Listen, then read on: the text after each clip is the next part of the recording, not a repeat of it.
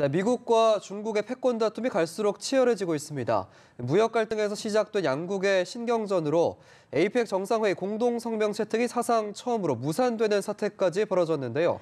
네, 끝이 보이지 않는 미중 갈등, 선재규 연합인포맥스 선임 기자와 함께 짚어보겠습니다. 안녕하세요. 네, 안녕하세요. 네.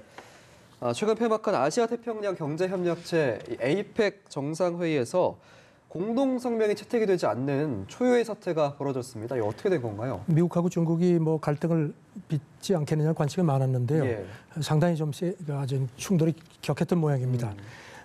에이펙 정상회담이 그 폐막 당일에 공동성명을 채택하지 못한 게 25년 만에 처음입니다. 예. 그래서 지금 그 이번 회의를 주관한 그 파푸아 뉴기니 총리는 폐막 회견하면서 예. 그 세계무역기구 개편 문제를 놓고선 좀 의견 충돌이 있었다. 아하. 그러면서 이제 기자들이 누가 공동성명에 반대했느냐 하니까 예. 그 방안에 두 거인을 잘 알지 않느냐. 그러니까 미국하고 중국을 이렇게 우회적으로 싸잡아서 비난을 했습니다. 그러면서도 공동성명이 며칠 후에 발표가 될 거다. 그러니까 이제 지금도 절충을 하고 있다는 그런 얘기를 했습니다. 예. 네, 방금 말씀해 주신 대로 사실 공동성명 채택에 불발된 책임이 미국과 중국에 있다, 이런 지적이 나오고 있습니다. 네. 또 이를 두고 그만큼 에이펙에서 미중 간의 기싸움이 치열했다고도 이제 보여지는데요. 외교가에서는 어떤 뒷이야기가 나오고 있나요? 네, 지금 그 로이터 통신 같은 경우는 오늘 새벽에 이런 표현을 썼습니다. 그 에이펙이 그 에이시아 퍼시픽 그 이코노믹 코퍼레이션, 예. 이제 이거의 약자인데 코퍼레이션이 아니고 컨플릭트다. 이런 표현도 썼는데요. 예. 일단 지금 뭐 외신들이 전하는 걸 보면은 미국이 그 공동성명 초안을 냈는데 중국은 아주 강하게 비난을 한 모양입니다. 예. 그러니까 이제 중국 그 대표단 일부가 그 이제 파푸아 뉴기니 외교부 장관이 이제 그 공동성명을 조율하는 과정에서 거길 또 들어가려고 막 해가지고 네. 그 현지 경찰이 또 이거 막았다는 얘기도 있고, 물론 중국 외교부는 그렇지 않다고 하는데 상당히 격하게 양쪽이 부딪힌 것 같습니다. 그런 또 격한 컨플릭트가 있었군요. 네. 그거에 더해서 이제 마이크 펜스 미국 부통령이 에이펙 회의에서 사실 시진핑 주석이 이 1대1로 현대판 실크로드 사업에 굉장히 공을 들이고 있는데 이 부분을 비판했다고요. 트럼프 대통령도 그렇고 펜스 부통령도 그렇고 어떻게 보면 상당히 솔직한 사람들인데요. 예. 네. 외교 관례상 써야 하지 좀 참아야 할 게 있는데 예. 지금 뭐 그렇지가 않습니다. 지금 전혀 여과 없이. 네, 지난 토요일에 에이펙 그 CEO 포럼이 있었는데 펜스 부통령이 거기서 연설하면서 미국은 파트너를 빚더미에 빠뜨리지 않는다, 그런 표현을 했습니다. 그러면서 예. 또 거기서 한술 더 떠가지고 그 1대1로가 영어 표현으로 원 벨트 원 로드인데요. 예. 그거를 빗대 가지고선 허리띠를 미국은 졸라매거나 한 방향 도로로 가지 않는다. 그러니까 중국이 뭐 상당히 기분이 좋지가 않을 겁니다. 예. 어제 중국 외교부 대변인이 브리핑에서 미국이 굉장히 화나고 흥분된 상태에서 에이펙 회담에 참가를 했다. 그러면서 공동성명 채택 안 된 거는 미국 책임이다. 그리고 또 이제 그 전날도 또 비판을 했는데 우리 때문에 빚더미 받은 개발도상국은 아무 데도 없다. 예. 그러면서 미국이 남더러 이래라 저래라 하지 말고 그 자기네 일이나 잘하고 좀 나라가 크던 작건 공평하게 대하라. 아주 그냥 또 훈계까지 했습니다. 그렇군요.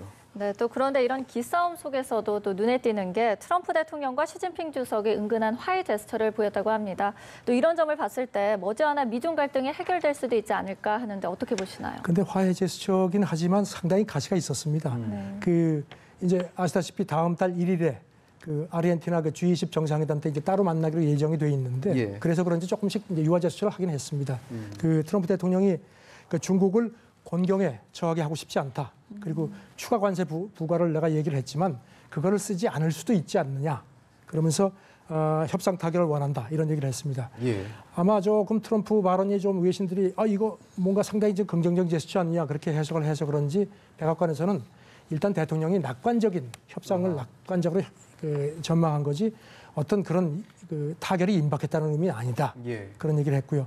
시진핑 주석도 일단 뭐 조금 좀 화해 제스처로 받아쳤습니다. 예. 그 CEO 포럼에서 미국의 자국 우선주의를 계속 비난을 했지만 서로 평등하고 이렇게 공평하게 대하면은 양보하면서 풀지 못할 숙제는 없다.